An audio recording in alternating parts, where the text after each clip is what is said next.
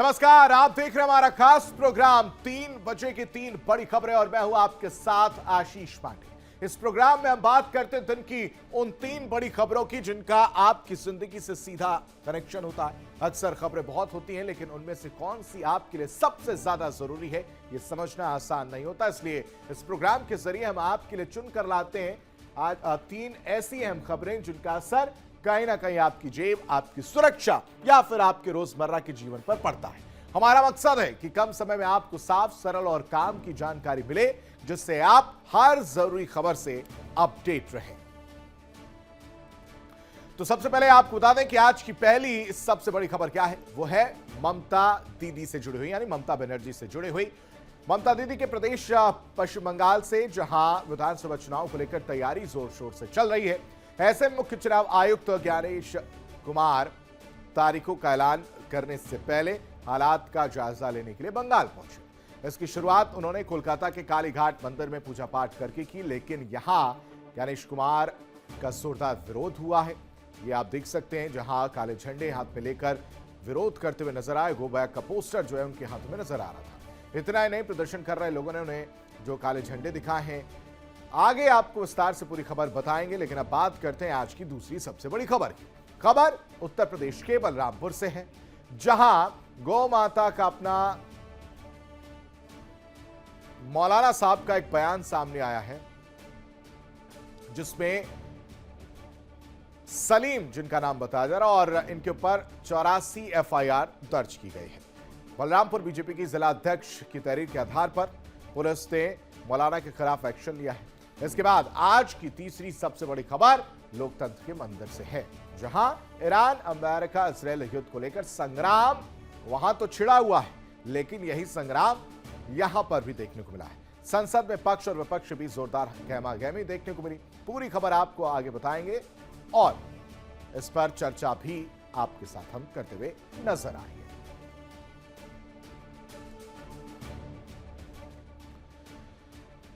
और अब बात करते हैं विस्तार से पश्चिम बंगाल की बात करेंगे, जहां पश्चिम बंगाल में आपको बताएं कि विधानसभा चुनाव कुछ ही समय में होने वाला है और उसकी तारीखों को लेकर ऐलान भी किया जाएगा। इंतजार है चुनाव की तारीखों का। जैसे ही चुनाव आयोग तारीखों का ऐलान कर देगा, वैसे ही चुनाव प्रचार जोर पकड़ने लगेगा। लेकिन इससे पहले ममता दीदी के बंगाल में कुछ ऐसा हुआ है जिसने सियासी गलियारों में चर्चाएं तेज कर दी हैं। जानकारी के मुताबिक तारीखों के ऐलान से पहले देश के मुख्य चुनाव आयुक्त ज्ञानेश कुमार बंगाल दौरे पर हैं। उन्होंने अपने इस दौरे की शुरुआत कोलकाता में कालीघाट मंदिर में पूजा पाठ करके की। मुख्य चुनाव आयुक्त जैसे ही मंदिर के बाहर पहुंचे, वैसे ही वहां मौजूद कुछ लोगों ने नारेबाजी शुरू कर दी। साथ ही वापस जाओ के नारे भी सुनाई देने लगे। ऐसे में समझना यह जरूरी है कि ऐलान से पहले चुनावी रण आखिर क्या कहता हुआ नजर आ रहा है। सीईसी मुख्य चुनाव आयुक्त यानी ज्ञानेश कुमार, काले झंडे जो है वो दिखाए गए हैं। साथ ही साथ कालीघाट मंदिर के बाहर ये आप देख सकते हैं, जो पोस्टर हैं, जो लोग हैं वो लेकर गो बैक के नारे लगाते हुए नजर आए। प्रदर्शनकारियों ने वापस जाओ के नारे लगाए। टीएमसी के कार्यकर्ताओं ने ऐसा आरोप लगा रहा है कि उनके कार्यकर्ताओं ने यह प्रदर्शन किया है। एयरपोर्ट के बाहर भी जोरदार प्रदर्शन देखने को मिला था। आपको बताएं कि 3 दिन के बंगाल दौरे पर हैं और सीसी, और इस दौरान ये तस्वीर देखने को मिली है। तो बंगाल में चुनाव होना है, चुनाव की तारीखों का ऐलान जो है किया जाएगा और उसको लेकर, तैयारियों को लेकर, तमाम चीज़ों को, तमाम पहलुओं को समझने के लिए ज्ञानेश कुमार जो है वो बंगाल पहुंचे 3 दिन के लिए। और इस दौरान उन्होंने सोचा कि दिन की शुरुआत जो है मंदिर से की जाए। कालीघाट मंदिर वो पहुंचे, लेकिन उससे पहले ये जो तस्वीर आप देख रहे हैं, जब उनका काफिला निकल रहा था, तभी जो प्रदर्शनकारी, जो कहा जा रहा है कि वो टीएमसी के कार्यकर्ता थे, वो विरोध प्रदर्शन करते हुए नजर आए। हाथ में काले झंडे और गो बैक के पोस्टर लेकर नारे लगाते हुए नजर आए। मर्डर ऑफ डेमोक्रेसी, ये इस पोस्टर में लिखा है। Go back Gyanesh Kumar, murder of democracy, इस पोस्टर में लिखा। और इसके बाद ही ये सवाल पूछा जा रहा है कि हर बार ये जो कार्यकर्ता है, संवैधानिक संस्थाओं पर सवाल क्यों टीएमसी उठाती हुई नजर आती है। एक तरफ एसआईआर की प्रक्रिया भी हो रही है और एसआईआर की प्रक्रिया जब लिस्ट आई, उसके बाद से ये विरोध देखने को मिला।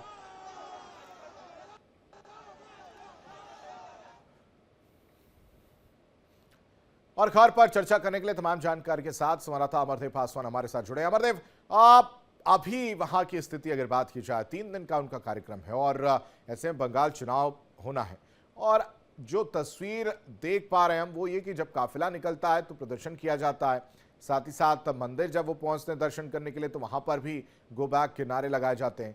तो ये तो बात साफ हो गई है कि टीएमसी के कार्यकर्ताओं या जो भी लोग हैं ये कहीं ना कहीं संवैधानिक संस्थाओं पर सवाल उठाते हुए नजर आ रहे हैं। जी बिल्कुल। आज जिस तरीके से ये जो तस्वीरें जो सामने आई हैं, ठीक वही तस्वीरें जो हैं वो कोलकाता एयरपोर्ट भी देखने को मिला था कि क्योंकि रविवार को जब उनका फ्लाइट जब पहुंचा कोलकाता एयरपोर्ट पे, जब वो एयरपोर्ट से जब बाहर निकल रहे थे, उसी समय जो है एयरपोर्ट के बाहर में टीएमसी कार्यकर्ता जो थे भारी संख्या में मौजूद थे। उन्होंने उस समय भी जो है उनको ज्ञानेश कुमार को देखकर, चुनाव आयुक्त को देखकर जो है गो बैक का नारे लगाए और काफ़ी जो माहौल है वहाँ का जो है गंभीर होता चला गया, जिसके बाद में उसी बीच जो है पुलिस कर्मी वहां पहुंचे और स्थिति को नियंत्रण किया।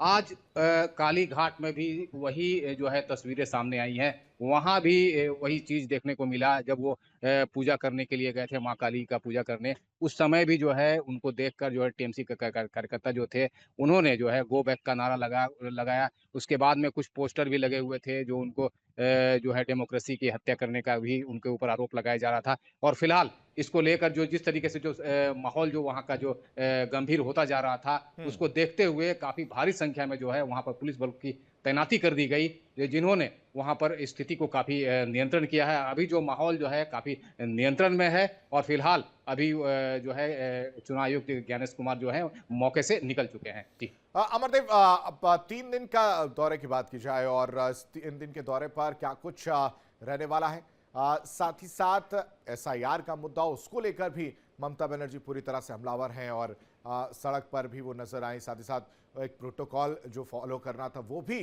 फॉलो करते हुए नजर नहीं आई।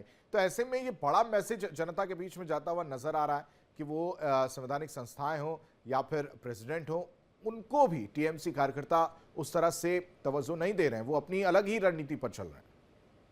जी बिल्कुल। जिस तरीके से ये जो तस्वीरें जो सामने आ रही हैं, इसको लेकर जो है काफ़ी जो है यहाँ का जो सुरक्षा व्यवस्था है, चाहे वो यहाँ का जिस तरीके से जो ममता बनर्जी की तरफ से जो है जो भी चीज़ें जो निकल के सामने आ रही हैं, तो कहीं न कहीं ये देखा जा रहा है कि जो है कुछ जो संवैधानिक जो चीज़ें हैं, उनके ऊपर डायरेक्टली जो है वो माने जो है हमले का जो है कोशिश जो है वो सामने आ रहा है। लेकिन अगर स्थिति ऐसी ही रही तो आने वाले जो दिन है, जो उनका जो 3 दिनों का जो कार्यक्रम यहाँ पे जो है जो तय है, वो सफल हो पाएगा, नहीं हो पाएगा, इसके ऊपर भी एक बड़ा सवाल है। अमरदेव, चुनाव होना है और रणनीति की अगर बात की जाए तो बीजेपी लगातार खासकर प्रधानमंत्री नरेंद्र मोदी ने भी नाम ना लेते हुए भी या इनडायरेक्ट वे में उन्होंने हमला किया क्योंकि चुनाव होना है, और उन्होंने साफ तौर से कहा कि वुमेन्स डे था और वुमेन्स डे पर ही अपमानित करने का काम ममता बनर्जी करती हुई नजर आई हैं। साथ ही साथ अब चुनाव की तारीखों को लेकर क्या आइडिया लग पा रहा है और जनता का रुख वहां का किस तरह से, क्या कुछ चीजें हैं जिन चीजों को लेकर जनता इस वक्त जो है वो अपने दिमाग में कहानी बना रही है और वोट करती हुई नजर आएगी आगे, या क्या मुद्दे हैं? देखिए, ये जो भी जो जिस तरीके से चुनाव आयोग को देखकर जो ये नारेबाजी हुई, ये ठीक उस समय हुआ जब चुनाव की तिथियों का घोषणा नहीं हुआ है और ठीक उससे पहले जो है इस तरह का जो है कार्य जो टीएमसी की तरफ से ये किया गया है। तो कहीं ना कहीं जो है एक बड़ा सवाल है और इस सवाल के पीछे आखिर किसका हाथ है, क्या है और आगे किस तरीके से इसको जो है चुनाव आयोग अपने हिसाब से लेगी, इसका सभी को इंतजार है। और आने वाले समय में यह देखना है कि जो है जिस तरीके से एसआईआर का जो लगातार जो विरोध प्रदर्शन जो टीएमसी की तरफ से किया जा रहा था और अचानक से चुनाव आयुक्त जब यहाँ पर पहुंचे और उनको देख के इस जो है गो बैक के जो नारे लगाए गए और उनके खिलाफ जो है पोस्टर बाजी की गई, तो कहीं ना कहीं जो है ये एक बड़ा जो है ये सवाल है और एक बड़ी जो है एक चुनाव आयोग के लिए एक चुनौती जो है वो सामने आ चुकी है पश्चिम बंगाल। ठीक है अमरदेव, नजर बना के रखिए, आगे भी आपसे अपडेट लेंगे। फिलहाल तमाम जानकारी देने के लिए आपका बेहद शुक्रिया। बढ़ते हैं आगे, दूसरी बड़ी खबर आपको बता देते हैं। गौमाता को लेकर दिए गए बयान पर संग्राम तेज हो गया है। यानी मौलाना सलीम के खिलाफ अब 84 केस दर्ज किए गए हैं और ये सभी केस देश के अलग अलग राज्यों के 84 थानों में दर्ज किए गए हैं। खबर तो यहां तक है कि वाराणसी में हिंदू युवा वाहिनी ने मौलाना के खिलाफ 21 लाख रुपए का इनाम देने की घोषणा की है। ऐसे में विवाद वक्त के साथ भीषण होता जा रहा है। दरअसल इस पूरे मामले को आप समझिए कि मौलाना का नाम जो बताया जा रहा है वो सलीम है और मौलाना सलीम पर शिकंजा कैसे कसा जा रहा है, इसकी शुरुआत होती है एक बयान और इस बयान में अपमान छिपा रहता है। गौमाता के अपमान पर यह केस दर्ज किया जाता है। तमाम जो लोग हैं वो सड़कों पर उतर आते हैं, खासकर हिंदू युवा वाहिनी के लोगों को आप देख सकते हैं पोस्टर जलाकर मौलाना का और विरोध करते हुए नारेबाजी करते हुए नजर आ रहे हैं। बजरंग दल के कार्यकर्ता भी नजर आ रहे हैं और फिर शिकायत दर्ज कराई जाती है 84 थानों में और उसके बाद से मौलाना के खिलाफ FIR दर्ज की गई। हिंदू युवा वाहिनी ने मौलाना का इसके बाद से पुतला फूका है। ये आप तस्वीर के बाद ग्राफिक्स के जरिए आप समझ सकते हैं कि किस तरह से इस पूरे मामले को बुनाया जा रहा है। हिंदू युवा वाहिनी ने मौलाना का पुतला फूका है। मौलाना की गिरफ्तारी की मांग जो है वो लगातार तेज की जा रही। 84 FIR, आप समझिए कि 84 FIR दर्ज की गई है और इसके बाद से यह आक्रोश ठंडा नहीं हुआ है, यह आक्रोश और ज्यादा बढ़ रहा है। वाराणसी की अगर बात की जाए तो वाराणसी में मौलाना के बयान पर आक्रोश बढ़ चुका है। गोरखनाथ मठ के पास जुलूस भी निकाला गया है और इसी पर चर्चा करने के लिए तमाम जानकारी के साथ संवाददाता अनुज कुमार लखनऊ से हमारे साथ जुड़े। अनुज का रुख कर लेते हैं। अनुज, लगातार देखा जाए तो ये जब मौलाना का बयान निकलकर सामने आया, यह आक्रोश जाहिर सी बात है लोगों को बहुत बुरा लगा और उसके बाद से 84 FIR दर्ज की गई। अब जब FIR दर्ज कर ली गई है तो गिरफ्तार भी कर लेना चाहिए था।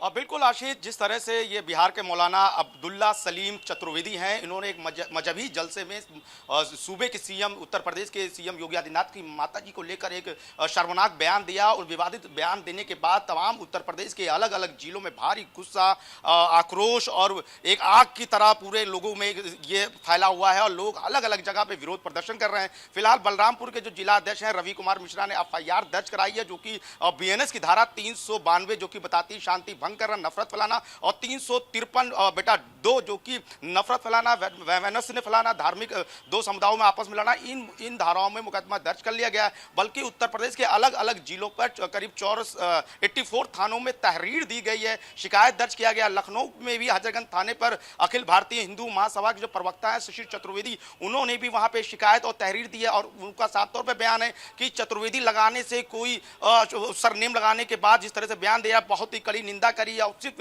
गिरफ्तारी के साथ कानूनी कार्रवाई करने की बात की। कहा अगर गिरफ्तारी नहीं होती है, बिहार सरकार अगर नहीं करती तो आगे इससे बड़े स्तर पर विरोध प्रदर्शन किया जाएगा। कल ही की बात है जब रविवार का दिन था, विश्व हिंदू रक्षा परिषद के राष्ट्रीय अध्यक्ष गोपाल राय के नेतृत्व में पुतला दहन किया गया। चप्पल, उसके जो फेस थे उस पर चप्पल मारे गए, मौलाना को कटआउट लगाए गए थे। तो भारी आक्रोश देखने को मिल रहा है और उसको लेकर उनका साफ तौर पर कहना है अगर सरकार एक्शन नहीं लेती बिहार सरकार, तो आने वाले समय जंतर मंतर बड़े स्तर पर आंदोलन देखने को मिलेगा। तो कुल मिला के देखा जाए, जिस तरह से सूबे के CM योगी आदित्यनाथ की माता को लेकर जिस तरह से शर्मनाक बयान दिया, टिप्पणी करी है और गौ मांस को लेकर जिस तरह से उन्होंने बयान दिया, उसके बाद से जगह जगह आग की तरह लोगों के अंदर गुस्सा देखने को मिल रहा है। जी, सवाल ये है कि अनुज की अभिव्यक्ति की आजादी के नाम पर कोई सीमा रेखा ही नहीं है, कुछ भी बोल देना है, कुछ भी उटपटांग कर देना है और इस तरह के बयान देकर इन्हें, इन जैसे बयान वीरों को हमेशा चर्चा में बने रहना है। तो जरूरत है कि इन पर सख्त से सख्त कार्रवाई की जाए। पुलिस की तरफ से क्या कुछ अभी कार्रवाई किस तरह से आगे बढ़ रही, क्या स्टेप अभी लिए गए, क्योंकि FIR तो दर्ज हुई है ना, गिरफ्तारी कब तक?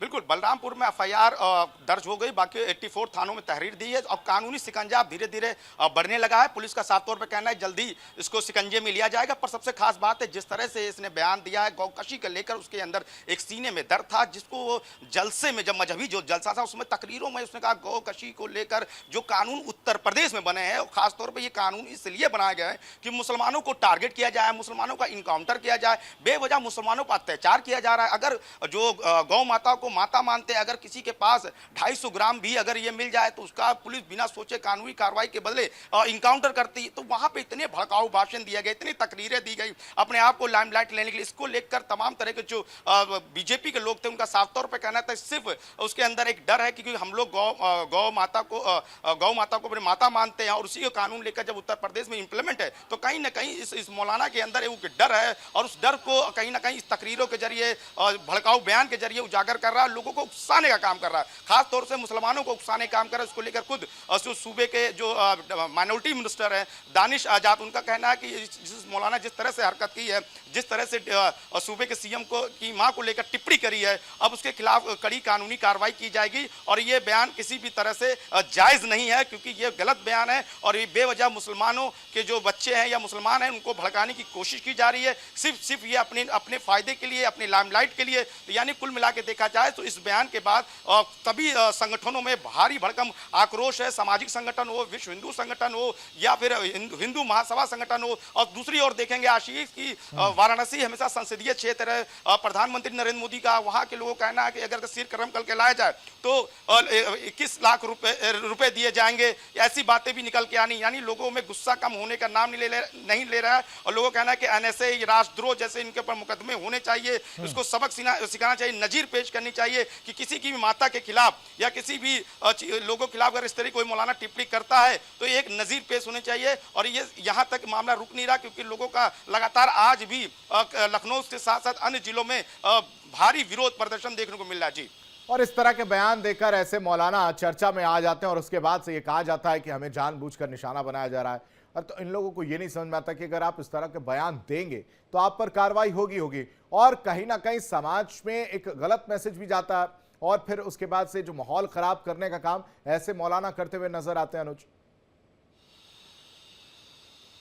बिल्कुल ये सोची समझी अपनी रणनीति है। ये इससे पहले भी कई बयानों में सुर्खियों में रहा है, अपने आप को धर्मगुरु कहता है मौलाना। इसका नाम अब्दुल्ला सलीम चतुर्वेदी है। चतुर्वेदी सरनेम को लेकर भी लोगों में आपत्ति थी, खासतौर पे जो यहाँ के शिष्य चतुर्वेदी हिंदू महासभा कहा कि चतुर्वेदी लगा लेने से कोई चतुर्वेदी नहीं हो जाता, बेवजह इस नामों का मिसयूज किया जा रहा है। और ये अलग अलग मोर्चों पे, अलग अलग मंचों पे, अलग अलग मजहबी जलसों पे अलग अलग बयान देता, खासतौर से गोकशी को लेकर जो कानून बना है, जिस तरह से जो अपराधी है इनकाउंटर हो रहा है, उसमें कहीं ना कहीं धार्मिक एंगल देखता, तलाशता, ढूंढता है, उसको लेकर अपनी चर्चाओं का केंद्र बनाता। पर इसको लेकर अब खुद अलग अलग जो उत्तर प्रदेश के राज्य मंत्री है उनका साफ कड़ी निंदा की गई, कानूनी कार्रवाई की मांग की गई। अब देखने वाली बात होगी कि बिहार सरकार जो समय असमंजस की स्थिति में है क्या कार्रवाई करती है। और तो हालांकि उत्तर प्रदेश के तमाम जो लखनऊ के जो मौलाना है उन्होंने साफ तौर पर कहा कि इनके बयान से फिलहाल अपने आप को हम अलग करते हैं। ये बयान निजी उनका बयान हो सकता है, चाहे वो शिया समुदाय हो चाहे सुन्नी समुदाय। मौलाना ठीक है, इस तरह के बयान दे दो, उसके बाद से पल्ला झाड़ लेते हैं, ये निजी बयान है। फिलहाल देखते हैं कब तक आखिर पुलिस उस वीडियो की सत्यता की पुष्टि करने के बाद कब तक ऐसे मौलानाओं को गिरफ्तार करने का काम करते हैं। फिलहाल बहुत शुक्रिया अनुज तमाम जानकारी देने के लिए।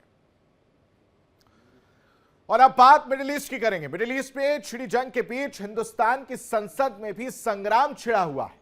पक्ष और विपक्ष युद्ध पर चर्चा की मांग को लेकर आमने सामने है। विपक्ष लगातार कह रहा है कि सरकार युद्ध पर चर्चा कराए, जबकि पक्ष का दावा है कि वो चर्चा के लिए तैयार है, लेकिन इसके लिए विपक्ष में बैठे नेताओं को अपना रवैया बदलना होगा।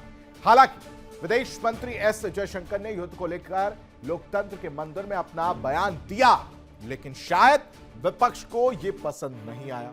ऐसे में जयशंकर को अपना बयान हंगामे के बीच ही देना पड़ा है। अब आपको बताते हैं कि आखिर संसद में क्या बोलते हुए विदेश मंत्री नजर आए एस जयशंकर। उनकी बात अगर की जाए तो उन्होंने कहा कि सभी पक्षों को तनाव करने की कोशिश करनी चाहिए। यानी वही साफ तौर से कह रहे हैं कि चाहे इजराइल हो, चाहे अमेरिका हो, चाहे ईरान, इन सभी पक्षों को तनाव कम करने की कोशिश करनी चाहिए। जो हालात हैं उस पर काबू पाना चाहिए और जो लड़ाई है वो नहीं होनी चाहिए। बातचीत के जरिए आपको आगे बढ़ना चाहिए। हालात पर पीएम मोदी की पैनी नजर है, ये भी कहते हुए नजर आए। राज्यसभा में एस जयशंकर बोलते हुए नजर आए। इस दौरान विपक्ष जो है वो हंगामा कर रहा था और उन्होंने साफ तौर से कहा कि प्रधानमंत्री नरेंद्र मोदी की सीधी नजर है, पैनी नजर है, हर चीज पर, हर हालात पर नजर बनाए हुए हैं। पश्चिम एशिया के संबंधित देशों के नेताओं से बात भी हुई है और भारत की प्राथमिकता भारतीयों की सुरक्षा और देश का हित है, ये साफ तौर से वो कहते हुए नजर आए। ईरानी साइड से संपर्क करने की कोशिश की गई। ईरानी विदेश मंत्री अब्बास अरागची से बात हुई। ईरानी युद्धपोत को पनाह देने पर अरागची ने भारत का धन्यवाद भी किया है। ये तमाम जानकारी उन्होंने दी है। साथ ही साथ आरिस लावन के सभी नौसैनिक भारत में सेफ हैं। सभापति महोदय, मुझे लगता है कि विपक्ष पार्टी खुद कंफ्यूजन में है। विपक्ष के लोगों को पता ही नहीं कि वो क्या करना चाहते हैं। सबसे पहले तो वो स्पीकर के खिलाफ अविश्वास प्रस्ताव का एक नोटिस देता है और वो नोटिस पेंडिंग है। उस समय वो दूसरा नोटिस देते हैं फिर एडजॉर्नमेंट का। एक बेसिक डेकोरम होता है, संविधान का, इस सदन का रूल होते हैं। इन लोगों को कोई लेना देना नहीं इससे। जब स्पीकर के खिलाफ मोशन दिया, आप लोग ने नो कॉन्फिडेंस का रेजोल्यूशन दिया और जब हम लोग तैयार हैं चर्चा करने के लिए, दूसरा मोशन लेके आने का क्या मतलब है?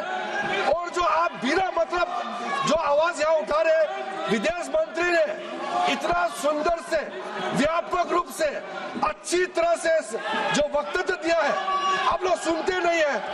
आप लोग को सुनना नहीं। I have never seen such irresponsible opposition party in my lifetime. This opposition party does not understand the basic ethics of this house. पश्चिमी एशिया में तेजी से बदल रही जियो पॉलिटिकल सिचुएशन अब वही तक सीमित नहीं है। इसका असर भारत की एनर्जी सिक्योरिटी पर पड़ रहा है। भारत की छवि और साख पर भी इसका असर पड़ रहा है। भारत अपनी क्रूड ऑयल की लगभग 55% जरूरतें पश्चिमी एशिया से होने वाले इंपोर्ट से पूरी करता है। कॉन्फ्लिक्ट बढ़ने का सीधा असर हमारे देश में इकोनॉमिक स्टेबिलिटी पर भी पड़ेगा। उस क्षेत्र में करीब 1 करोड़ भारतीय काम करते हैं, जिनकी सुरक्षा और लाइवलीहुड वहां की स्थिरता पर निर्भर करता है। हाल ही की घटना में कुछ भारतीय नागरिक मारे गए हैं या लापता है। बहुत दुख के साथ मुझे कहना पड़ रहा है कि विपक्ष का जो व्यवहार है वो बहुत ही गैर जिम्मेदाराना है, बहुत ही गैर जिम्मेदाराना है और यह निंदनीय भी है। इसको जितनी निंदा की जाए वो कम है। इनका इंटरेस्ट न देश में है, न इनका इंटरेस्ट डिबेट में है, इनका इंटरेस्ट एनार्की पैदा करने में है। आज लीडर ऑफ द ऑपोजिशन को आपने 176 के तहत बोलने का मौका दिया। उन्होंने सब्जेक्ट छोड़ करके मैटर पर शुरू कर दिया चर्चा करना। उनको यह मालूम है और था कि विदेश मंत्री जी ने विस्तृत रूप से इन सारी चीजों की चर्चा करनी है, लेकिन उन्होंने अपने तरफ से सारी चीजों को डिटेल में रखना शुरू किया और आपने रूलिंग दी कि I will come back to you on this matter and I will give a thought और इस पर डिस्कशन के लिए करेंगे। इनका इंटरेस्ट कभी भी चर्चा में नहीं रहा है। इनका इंटरेस्ट अच्छा नहीं लगेगा लेकिन हुड़दंग मचाने में है। और इस पर सारा जानकारी के साथ सहयोगी नैना यादव हमारे साथ न्यूज रूम से जुड़ी है। नैना, लोकसभा हो राज्यसभा हो, दोनों जगह की स्थिति अमूमन एक जैसी देखने को मिली है, चाहे वो बजट सत्र के पहले उसकी बात की जाए या आज से जो बजट सत्र का दूसरा पार्ट जब शुरू हुआ उस दौरान भी। अब आपको बता देता हूं कि राज्यसभा में जब विदेश मंत्री एस जयशंकर बोल रहे थे तो उस दौरान खड़गे साहब उठते हैं और सीधे सीधे आरोप लगाते हैं, आप चर्चा करने की बात कहते हैं 55% जो है एनर्जी सेक्टर्स पे भारत मिडिल ईस्ट पर निर्भर करता है और इसको लेकर चर्चा करना चाहते हैं। लेकिन वहीं पर उसके बाद से नड्डा साहब भी यही कहते हैं कि चर्चा करनी है लेकिन आपकी मंशा चर्चा लायक लग नहीं रही। तो ऐसे में जनता का पैसा तो बर्बाद हो ही रहा है, चाहे लोकसभा हो चाहे राज्यसभा की बात की जाए, और समय भी बर्बाद कर रहा है। आपको जानना ही नहीं, यानी मंशा को लेकर सवाल उठाया गया कि विपक्ष की जो मंशा है वो ठीक नहीं है कि वो चर्चा नहीं करना चाहती, सिर्फ इस तरह से हुड़दंग करके जो उन्होंने कहा और फिर वॉकआउट कर जाएगी। देखिए आशीष, इसमें कोई शक नहीं, क्योंकि बजट सत्र बहुत महत्वपूर्ण सत्र होता है, सभी सत्रों में से एक सबसे लंबा सत्र होता है, सबसे काम का सत्र होता है, और ये मुझे लगता है हर कोई व्यक्ति जरूर जानता है। और यही वजह है कि इस सत्र में तमाम वो बिल, तमाम वो हिस्सों को शामिल किया जाता है जो देश की या देश की जनता के हित से जुड़े हुए होते हैं, और इसीलिए इसका एक एक मिनट, एक एक सेकंड बहुत कीमती होता है, और इसलिए कहा जाता है जब जब ये जाया होता है तो उसका प्रभाव भी बहुत पड़ता है। बहरहाल मैं आगे बढ़ूं, लेकिन ये भी अपने दर्शकों को बता दूं, लगातार जो हंगामे हो रहे हैं उन हंगामों के चलते अब आज लोकसभा की कार्रवाई फिलहाल अब स्थगित हो चुकी है कल तक के लिए। हंगामा क्यों हो रहा था ये भी हमारे दर्शकों को समझना चाहिए। लगातार विपक्ष निशाना साध रहा है अलग अलग विषयों को लेकर। अब विपक्ष की तरफ से ये बात उठाई गई कि मिडिल ईस्ट में जो हालात हैं, मिडिल ईस्ट के हालात को लेकर वो चर्चा करना चाहते हैं। जो विदेश मंत्री हैं उनकी तरफ से स्पष्ट किया गया कि इस पर चर्चा नहीं होगी, जो भी जानकारियां हैं उन्होंने संसद के पटल पर रखी अपनी तरफ से, और यह भी बताया कि किस तरह से चाहे बात विदेशों में मौजूद या मिडिल ईस्ट में मौजूद जो भारतीय हैं जो वहां पर फंसे हुए हैं उनसे भी दूतावास संपर्क में है। यह भी जानकारी दी गई कि किस तरह से हिंद महासागर में ईरान या इजराइल, इन क्षेत्र के जो 3 अलग अलग शिप थे उसमें से एक को ईरान के निवेदन के बाद में बाकायदा सहायता दी गई, शरण दी गई। ये भी बताया गया कि किस रूप में भारत का अभी ये कहा जाए कि तेल या अगर गैस की अगर आपूर्ति की बात करें तो अभी कितना हिस्सा है मिडिल ईस्ट पर भारत की पूरी तरह से निर्भरता नहीं है, ये हर कोई जानता है। उसका आधे हिस्सा जरूर वहां से आता है, लेकिन अभी हम रशिया के साथ में या बाकी अलग अलग सोर्सेज जो हैं, और भारत भी एक तरह से कहा जाए कि उसकी एक तरह से उत्पत्ति यहाँ पर होती है, तो ये सारी चीजें जरूर यहाँ पर दी गई। लेकिन अगर विपक्ष की बात की जाए आशीष, तो ये भी समझना चाहिए लगातार चाहे बात जेपी नड्डा हो या फिर पक्ष के सत्ता पक्ष की तरफ से अलग अलग ग्रुप में बात कही गई कि पहले विपक्ष लेकर आया था स्पीकर के खिलाफ एक तरह से अविश्वास प्रस्ताव। उस अविश्वास प्रस्ताव पर चर्चा हो, पेश हो, उसकी प्रक्रिया आगे बढ़े, एक और अविश्वास प्रस्ताव विपक्ष की तरफ से ला दिया गया। अब लगातार सरकार या एनडीए की तरफ से ये कहा जा रहा है कि विपक्ष सिर्फ समय खराब करना चाहता है, बर्बाद करना चाहता है, काम के हिस्सों को लेकर बातचीत नहीं की जाती। इस दौरान मिडिल ईस्ट में जो तनाव है वो चिंता की बात है, इसमें कोई शक नहीं।